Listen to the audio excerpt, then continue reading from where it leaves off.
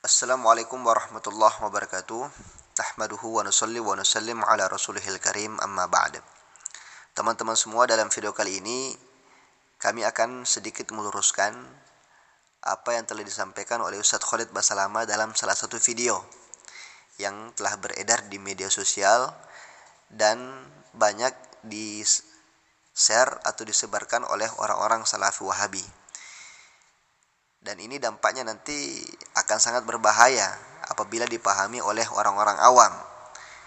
Dikarenakan Ustadz Khalid Basalamah itu menganggap kotoran ayam ataupun kotoran hewan yang bisa dimakan dagingnya itu tidak najis dan tidak menajiskan. Dan juga beliau menghubungkannya dengan nawaqidul wudu, perkara-perkara yang membatalkan wudu ataupun yang tidak membatalkan wudu. Nah, untuk lebih jelasnya kita lihat dulu videonya teman-teman. Kotoran ayam, kotoran kambing, itu wudunya nggak batal. Sudah tahu belum nih? Jadi hewan yang boleh dimakan dagingnya, kalau kita keinjak kotorannya, wudunya nggak batal, cukup dicuci. Karena najisnya secara maknawi, secara makna, dia hanya najis di fisiknya tapi tidak menajiskan. Sama hukum dengan alkohol, bolehnya memakai parfum yang beralkohol, itu karena dia najisnya maknawi, najis di zatnya tapi tidak menajiskan. Makanya para sahabat waktu diharamkan khamar, mereka memecahkan kendi-kendi khamar mereka lalu tertumpah di baju-baju mereka, dan mereka sholat tanpa mencucinya. Maka ulama fikih mengeluarkan hukum najis hissi dan najis maknawi. Jadi secara makna, jadi hewan-hewan yang halal dimakan dagingnya itu kotorannya, najisnya maknawi secara makna. Jadi nggak batalin wudhu tuh. Nah, itulah tadi teman-teman ya, video dari Ustadz Khalid Basalamah yang menjelaskan tentang nawaqidul wudu, tentang perkara-perkara yang membatalkan wudu, dan beliau menghubungkannya dengan perkara najis. Nah, di sini yang akan kami komentari adalah, pertama, beliau Ustadz Khalid Basalamah menghubung-hubungkan antara najis dengan perkara nawaqidul wudu. Jadi beliau menghubungkan antara najis dengan nawaqidul wudu atau perkara-perkara yang membatalkan wudu. Padahal perlu teman-teman ketahui, tidak ada hubungannya antara najis dengan nawaqidul wudu. Tidak ada hubungannya antara perkara najis dengan batalnya wudu. Walaupun itu najis bersumber dari hewan yang bisa dimakan dagingnya ataupun hewan yang tidak bisa dimakan dagingnya. Jadi nggak ada hubungannya teman-teman antara najis dengan batalnya wudu. Dikarenakan yang membatalkan wudu itu bukan perkara najis, tapi hadas. Nah, di sini Ustadz Khalid Basalamah membagi najis yang bisa membatalkan wudu dan najis yang tidak bisa membatalkan wudu. Najis yang bisa membatalkan wudu itu menurut beliau adalah najis yang bersumber dari hewan-hewan yang tidak bisa dimakan dagingnya. Sedangkan najis yang bersumber dari hewan yang bisa dimakan dagingnya itu tidak membatalkan wudu. Nah, ini adalah kesalahan yang sangat fatal teman-teman, karena sama sekali tidak ada hubungannya antara najis dengan batalnya wudu. Jadi baik kotoran itu adalah kotoran hewan yang haram dimakan dagingnya ataupun hewan yang halal dimakan dagingnya, maka tetap saja kalau orang yang sudah berwudu menyentuh kotoran tersebut, tetap saja wudunya tidak batal. Cuman perlu disucikan, perlu dibersihkan, disucikan dengan cara disiram dengan air. Jadi kalau kita menyentuh kotoran, baik kotoran hewan yang halal dimakan dagingnya ataupun haram dimakan dagingnya, maka kita siram menggunakan air sampai hilang sifat-sifat najisnya itu. Nah, sampai hilang baunya, warnanya, rasanya. Kalau sudah hilang 3 sifatnya ini, maka itu sudah menjadi suci kembali tanpa kita harus mengulangi wudhu kita lagi.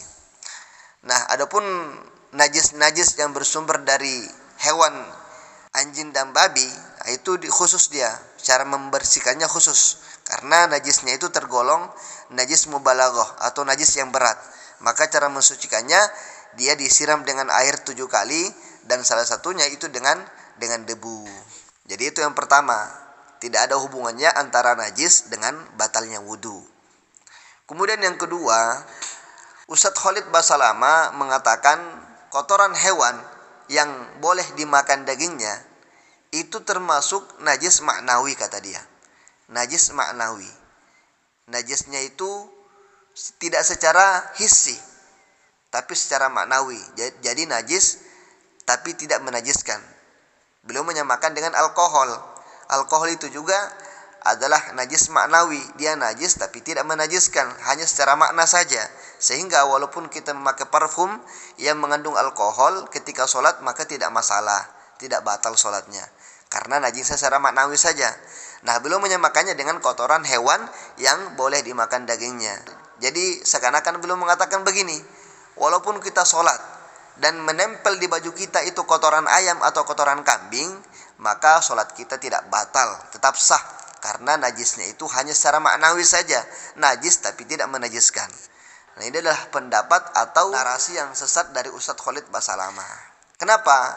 Karena najis dari kotoran hewan itu tidak secara makna. Najisnya itu tidak maknawi, tapi hissi. Memang zatnya itu najis dan menajiskan. Kalau kita menyentuh kotoran tersebut, maka kita najis. Kalau tidak najis, untuk apa kita siram? Anda mengatakan tadi cukup disiram saja. Kan tidak najis menurut Anda, hanya secara makna. Untuk apa disiram? Kalau Anda mengatakan itu disiram, berarti kan najisnya itu, zatnya itu najis dan menajiskan kita. Maka salah besar kalau Anda menyamakan kotoran hewan yang halal dimakan dagingnya, Anda samakan dengan alkohol. Karena najisnya beda. Alkohol itu menurut pendapat ulama, sebagian ulama, itu adalah najisnya najis maknawi.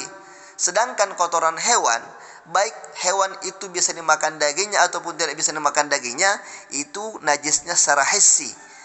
Memang zatnya itu najis dan menajiskan kita. Kalau kita bersentuhan dengan najis tersebut atau kita sengaja menyentuh najis tersebut, maka anggota tubuh, anggota badan kita yang bersentuhan dengan najis itu maka termasuk najis. Maka harus disucikan dengan cara menyiramnya dengan air sampai hilang semua sifat-sifatnya, seperti bau, rasa, dan warnanya. Begitu. Jadi di sini saya bukan merasa lebih pintar daripada beliau, bukan merasa lebih hebat daripada beliau. Hanya saja apa yang saya pelajari di pondok pesantren itu seperti itu. Ya. Dan memang di kitab-kitab para ulama itu seperti itu dijelaskan, bahwasanya najis itu tidak membatalkan wudu. Yang membatalkan wudu itu adalah hadas.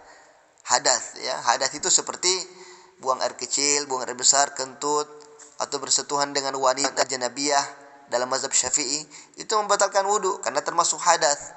Sedangkan najis itu tidak ada hubungannya dengan nawaqidul wudu atau perkara-perkara yang membatalkan wudu. Nah, semoga Allah Subhanahu wa taala pahamkan kita. Assalamualaikum warahmatullahi wabarakatuh.